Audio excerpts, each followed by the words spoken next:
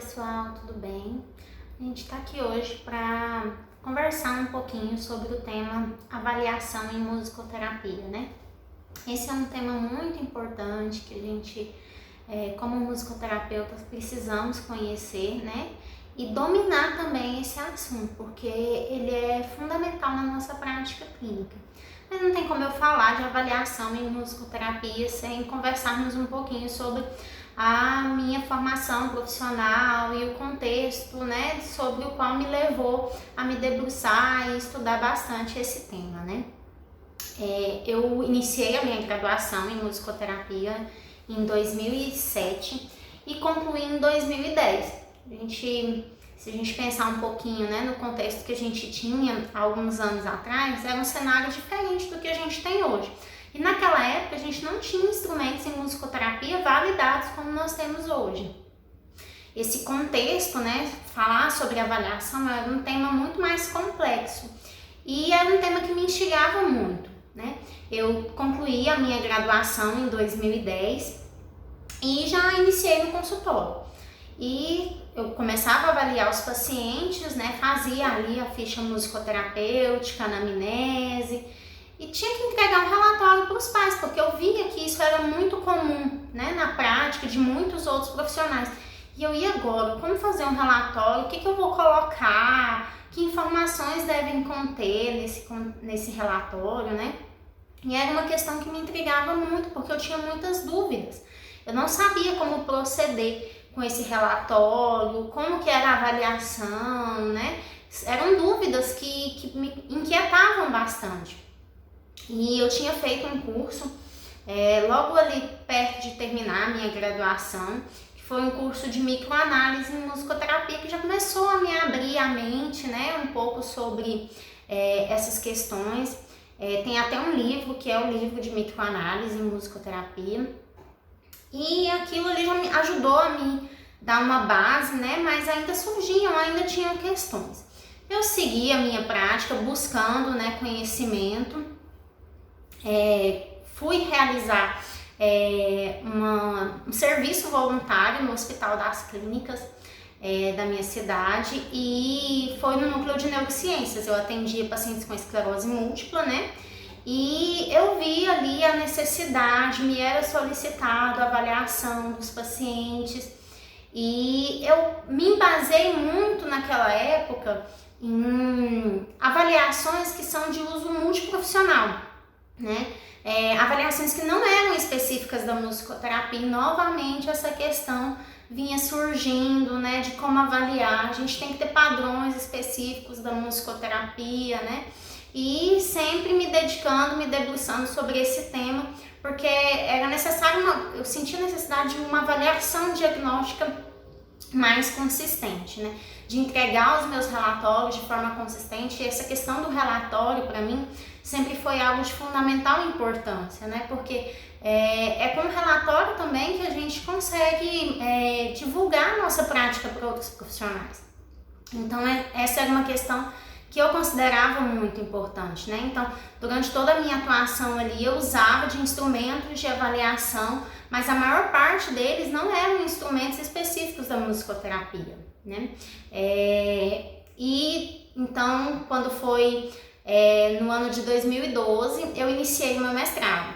E ali no meu mestrado, eu indiretamente trabalhei um pouco com esse tema, que foi, na verdade, a análise musicoterapêutica, né?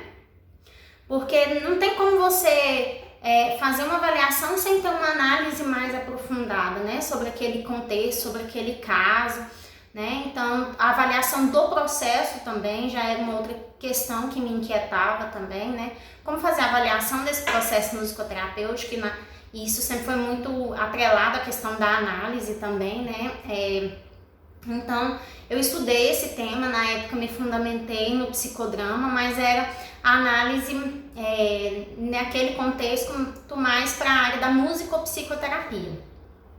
Mas, de qualquer forma, era um tema ali, né, que me instigava. Em 2013, eu entrei como professora substituta na UFG, e eu tinha os meus alunos de estágio, né, que eu acompanhava realizando a supervisão do estágio. E tinha um instrumento recém-validado naquela época, que era o INTAP, em português significa os perfis individualizados de avaliação musicoterapêutica. Eu já conhecia aquele instrumento, mas na sua versão original, que é em inglês, né? Mas a gente não tinha validação dele no português. Em 2012 essa validação ocorreu, foi publicada através de uma dissertação de mestrado. E ali eu já comecei a estudar aquele instrumento, né? Porque eu já gostava do instrumento, mas já conhecia, mas utilizar no Brasil era mais complexo porque não tinha tradução, não era validado, né? Se questiona as questões de confiabilidade do instrumento, não tinha uma adaptação cultural. Enfim, são questões que são importantes quando a gente pensa em utilização de instrumentos, né? De avaliação especificamente. E houve a validação, então eu já comecei a estudar aquele instrumento ali, inseri na minha prática clínica, em que eu ainda permanecia ali com o meu consultório, e também comecei a trabalhar aquelas questões ali nas minhas supervisões, nas minhas orientações. E os alunos também tinham muito essa inquietação, né, de como realizar essa avaliação, e eu pontuava muito sobre o relatório, porque o relatório sempre foi algo assim para mim fundamental. Então, sempre permeando essas questões, né. Eu implantei, ali em 2015 eu estava terminando o meu contrato lá com a universidade, né, e eu entrei em uma instituição que é a Associação de Pais e Amigos de Excepcionais, que é conhecida no Brasil inteiro. Eu implantei o serviço de musicoterapia ali e também já fui pensando, né, na possibilidade de uso daquele instrumento de avaliação ou de outros recursos que fossem de mais fácil utilização também, porque quando a gente pensa em atendimento via Sistema Único de Saúde, a gente tem algumas práticas que são bem específicas daquele perfil, né? Por exemplo, a duração do atendimento no Sistema Único de Saúde, geralmente ela é diferente de quem faz o atendimento particular, geralmente é só 30 minutos, né? No particular a gente consegue um pouquinho a mais. Então, você tem que ter instrumentos que se adaptem à sua realidade, né? Então, você tem que conseguir utilizar de forma consistente, coerente, fundamentada também, mesmo diante de algumas diferenças. Então, eu vendo também essa possibilidade, por exemplo, um outro sistema que também é muito utilizado, né? A análise de vídeos, tem o protocolo Camut também, que para fazer uma avaliação nesse protocolo, né, a visualização de um vídeo de sessão ou de pelo menos um trecho é algo que contribui bastante. E nessa modalidade de atendimento via Sistema Único de Saúde é mais complexo você fazer isso, né? Você tem um paciente ali atrás do outro, então você tem que ter instrumentos de avaliação de forma mais prática. Então, isso também é muito relevante, né? São coisas que a gente tem que pensar, porque a gente tem que ter algo que seja funcional na nossa prática clínica. Então, eu sempre fui me debruçando, estudando esse tema, né? Com o passar do tempo, fui desenvolvendo a minha forma de realizar um relatório. Então, essas questões são importantes. Eu fiz o meu doutorado de 2016 a 2019, né? Doutorado em Ciências da Saúde. E ali no meu doutorado, eu também utilizei vários instrumentos de avaliação, mas naquele contexto em específico, né, foram instrumentos de uso multiprofissional, de avaliação de qualidade de vida, fadiga, né, depressão, ansiedade, que são aspectos que também são relevantes em musicoterapia. A gente ainda tem poucos instrumentos específicos para avaliar essa questão, né? Ou instrumentos que nos deem assim, um significado maior sobre essas questões que são até emocionais. E mais recentemente eu entrei na pós-graduação em análise do comportamento aplicada. Algo que é muito presente na minha prática clínica, especificamente em consultório, né? É o atendimento infantil e especificamente o atendimento a crianças com transtorno do espectro do autismo. Essa é a minha maior prática. Então, a análise do comportamento aplicada, ela tem sido muito difundida, muito utilizada, né? E até porque ela é uma prática comprovada, né, dentro da medicina baseada em evidências, que tem um efeito importante sobre essas questões, né, que permeiam ali o transtorno do espectro do autismo. Mas é importante destacar que a análise do comportamento aplicada, ela não é só para esses casos, né, de autismo. Ela tem, né, sido uma prática muito realizada nesse contexto, mas ela trabalha com comportamento. Só que a análise do comportamento aplicado, ela é muito bem fundamentada. E o sistema de avaliação dentro da análise do comportamento, ela ocorre sessão a sessão. E isso me chamou muita atenção, porque você consegue fundamentar muito bem e visualizar os avanços do seu paciente. Então, foi uma questão que me chamou muita atenção, né? E ela tem muito bem definido como o terapeuta deve conduzir com cada tipo de comportamento, né? E mesmo assim, ela não deixa de olhar o paciente no seu aspecto individual, né? Então, assim, são coisas que me chamaram muita atenção e é uma prática que eu venho estudando muito. Mas outra coisa que eu gostaria de destacar nesse contexto, assim, é que, por exemplo, para você ter uma boa prática clínica, né, é de fundamental importância a realização de cursos, de capacitação, porque o conhecimento, ele evolui, ele avança, as pesquisas estão aí sendo divulgadas dia após dia, e na musicoterapia em específico, isso tem acontecido, né, com uma velocidade considerável, se a gente comparar ali alguns anos atrás, né, 10, 15 anos atrás. Então hoje o musicoterapeuta, ele precisa conhecer os instrumentos novos que estão surgindo, né, todas as evidências aí que estão surgindo a cada dia e que a gente precisa conhecer para fundamentar a nossa prática clínica. Afinal de contas, a gente ainda tem muito espaço, muito mercado a conquistar, né? Então essa é uma questão de grande importância. Então eu fiz cursos na área de musicoterapia neurológica, cursos em áreas complementares, né?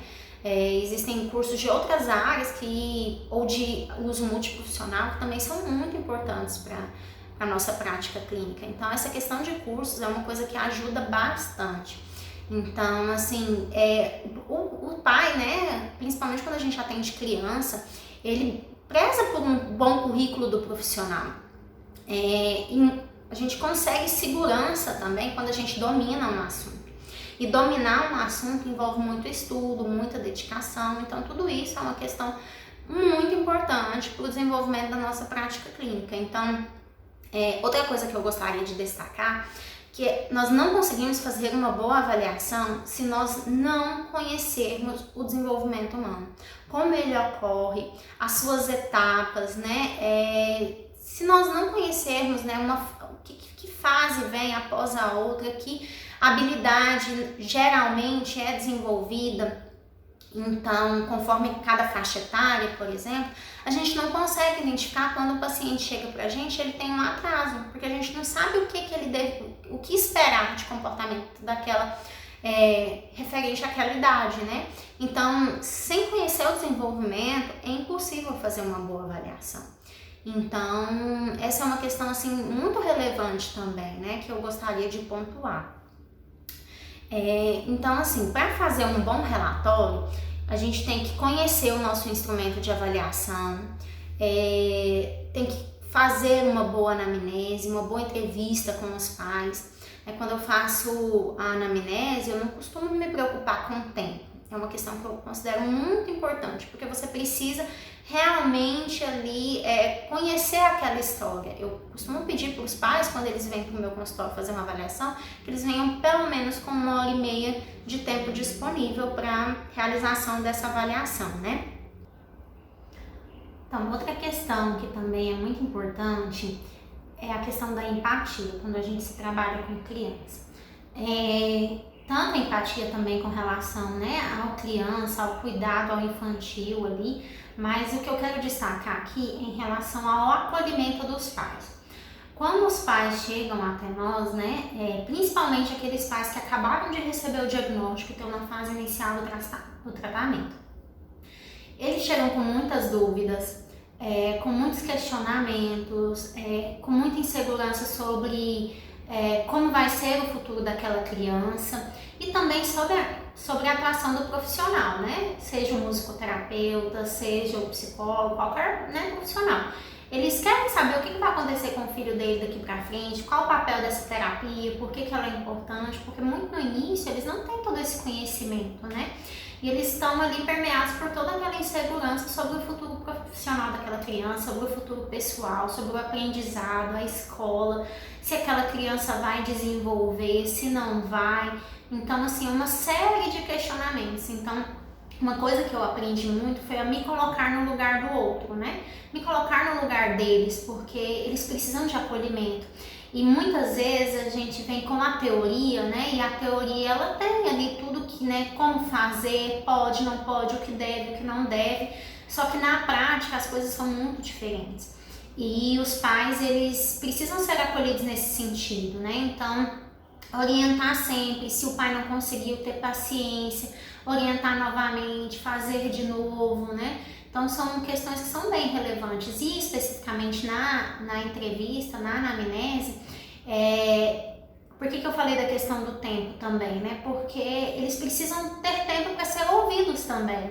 Então, essa é uma questão que eu também considero de muita relevância, né? Ouvir atentamente, questionar sobre tudo na anamnese, né? A gente tem que pensar não só nos aspectos musicais, porque eles são de extrema importância e somente um musicoterapeuta vai investigar esses aspectos, né? Os aspectos sonoro-musicais, mas também tem outras coisas que são muito relevantes, né? E que às vezes isso passa batido para muitos profissionais musicoterapeutas, e eu aprendi que tem coisas que são muito relevantes, como por exemplo, se a criança dorme ou não no quarto dela, ou se ela ainda dorme com os pais, porque isso diz sobre uma série de questões sobre como essa família lida com essa criança, né? Então, tem detalhes que às vezes não são musicais, mas que eles vão nos ajudar bastante a compreender a dinâmica dessa família, né? E aí entra a dinâmica com os avós, né? Com outras pessoas, possivelmente uma babá que cuida. Então tem muitas questões que são relevantes a gente estar investigando ali também na entrevista, por isso é fundamental essa questão do tempo para poder ouvir de fato a família, né? Os pais, enfim. Quando a gente pensa em avaliação, então o que é a avaliação, né?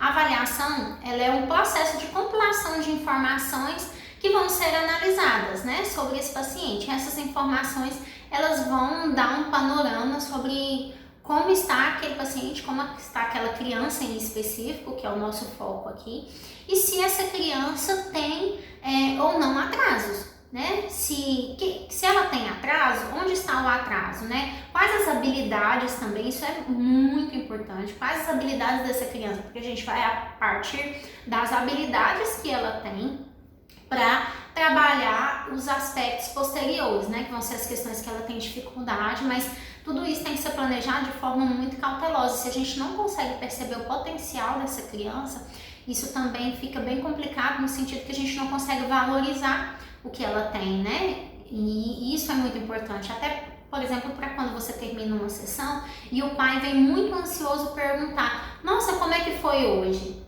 Então, nossa, hoje ele fez isso, fez aquilo, foi legal, ele conseguiu fazer aquele movimento, ele pronunciou esse som. Ou é bem diferente do pai que de repente, quando termina a sessão, o pai termina e o pai só escuta: nossa, hoje ele teve muitos comportamentos inadequados, ele jogou os objetos, ele foi opositor, né? E isso num ciclo, né, que sempre se repete, ele causa muita frustração para os pais. Então, essa é uma questão também muito importante.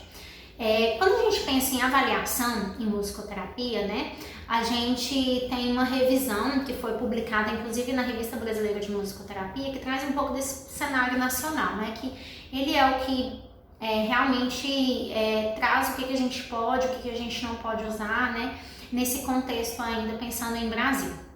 Mas é interessante que nessa pesquisa, nesse estudo, fala que existem 55 instrumentos de avaliação em musicoterapia. Olha a quantidade de instrumentos que a gente já tem na nossa área, né?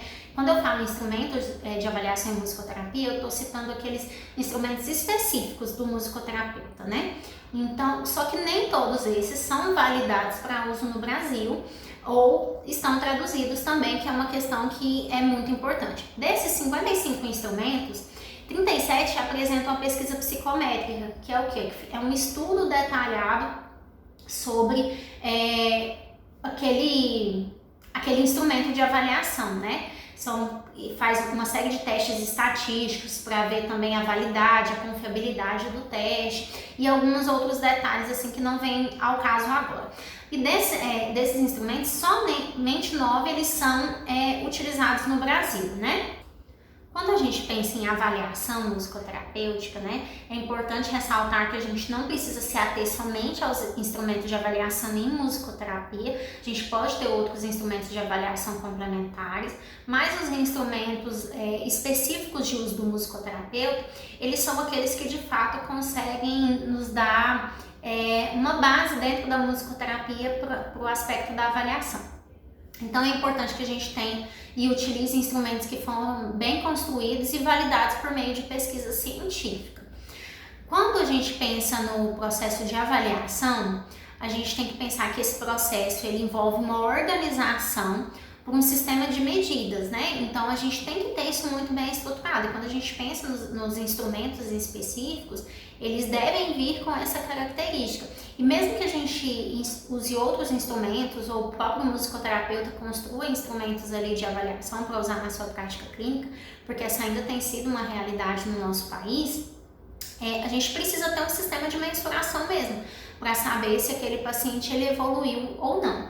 E esse sistema ele vai nos auxiliar no grau de amplitude do comprometimento do paciente, a identificar esse comprometimento, que isso é o que mais nos interessa, saber onde estão os déficits e que são as habilidades que eu vou ter que trabalhar no contexto musicoterapêutico. Então a gente tem alguns instrumentos que eles são validados para uso no Brasil, alguns instrumentos que eles estão traduzidos para o português e a gente tem aqueles instrumentos que eles foram construídos e publicados no Brasil, mas esses não necessariamente têm um processo de validação. Então, quais são aqueles instrumentos que eles são validados para o uso no Brasil? É importante ressaltar que esses instrumentos que eu vou citar agora, eles não têm a diferenciação de alguns deles não descrevem que eles são especificamente para crianças ou especificamente para adultos, né? Então a gente tem que estar atento a essa questão, mas na musicoterapia isso, dentro dos instrumentos ainda no Brasil que a gente utiliza, eles não estão bem descritos por clientela, né? Por faixa etária. Então eles podem ser utilizados com uma maior amplitude de pessoas pensando na questão da idade. Então a gente tem o protocolo CAMUT, que ele já foi traduzido e validado. Esse é um protocolo que ele é importante, a questão do uso do vídeo, né? Uma questão que é muito significativa para avaliação. Então você consegue selecionar as habilidades que você quer avaliar ali e poder fazer a avaliação, né? Considerando essa questão da análise do vídeo em específico. E ele diz uma série de coisas ali, mas depende muito da percepção do terapeuta para conseguir detectar, né, e dar atenção à questão da visualização desse vídeo para poder fazer uma avaliação consistente, né? A gente tem também o INTAP, que em português é os perfis individualizados de avaliação musicoterapêutica, eu já falei anteriormente, né? Esse é um instrumento que eu utilizo bastante, na verdade hoje é o que eu mais utilizo, porque ele tem vários domínios, né, e subdomínios, e ele permite avaliar diferentes habilidades, como comunicação expressiva, interação social, aspecto cognitivo, enfim. São vários domínios e subdomínios, então você pode selecionar as habilidades que você quer trabalhar. Ele não faz uma relação, né, de idade e atraso. Tá? Essa é uma questão, uma concepção que o musicoterapeuta vai ter que ter. Por isso que eu falei anteriormente de conhecer, né, as etapas do desenvolvimento humano. Então, mas ele também nos diz de questões habilidades que o paciente possui ou ainda não e que a gente vai ter que desenvolver também quando a gente não observa essa habilidade presente ainda naquela criança. A gente tem a escala Nordhoff-Hopkins de comunicabilidade. Nordhoff-Hopkins, né, trabalha basicamente com a improvisação, então é importante que seja também ali um profissional que atue dentro desse contexto, né. Tem os IAPs também, que também é sobre a improvisação. Então, essas últimas duas, elas são específicas de uma abordagem, né, de quando a gente usa uma experiência em específico, que é a improvisação musical. E a gente tem a MEL, que é a Music in Everyday Life, que é o quê? É uma escala que avalia o uso da música pela família, na vida, no cotidiano ali. Então eu uso mais ela como uma forma complementar ali no processo de avaliação. Quando a gente pensa ali em instrumentos que estão traduzidos para o português, mas não necessariamente tem um processo de validação. A gente tem as escalas de relações intermusicais, que é a ELI, da Karina Ferrari, e tem o INCAP também. O INCAP, ele tem alguns aspectos bem semelhantes ao INTAP, e ele também é uma escala que tem sido bastante usada ali no desenvolvimento infantil. Então, é outra que também tem tido um crescente uso aqui no Brasil, embora não esteja validada no Brasil, tá? E a gente tem aqueles instrumentos em que eles foram construídos por musicoterapeutas, publicados aqui, e eles ainda não tem um estudo de validação, mas nada impede o uso também, só que a gente só tem que ter uma cautela com relação aí a essa questão da validação, porque em alguns aspectos a gente é muito questionado nesse sentido, principalmente pelo pessoal da medicina, né? Então a gente tem a avaliação de sincronia rítmica, que foi o professor Renato Sampaio, e tem a avaliação de capacidade atencional em musicoterapia. Ela é específica para o paciente de esclerose tuberosa, ela tem esse público-alvo, né? Então aí pode entrar crianças, mas também um outro público também, até adultos, tá? Então, são esses os instrumentos que a gente tem mais uso no Brasil e que a gente vai precisar conhecer cada um deles para poder utilizar na nossa prática clínica. A gente precisa ter domínio desses instrumentos. Então, com posse de todo esse material, né, da avaliação musicoterapêutica, da anamnese, da entrevista musicoterapêutica, da avaliação em específico, a gente consegue ter uma série de achados, né, sobre aquele paciente específico, sobre aquela criança. E a gente precisa dar uma devolutiva para os pais, para a equipe de terapeutas que acompanham essa criança, né? E aí como que a gente faz isso, né? Vem o relatório. Então, a gente pode construir gráficos para mostrar essa questão do que foi percebido, né? Das habilidades da criança, das potenciais dificuldades.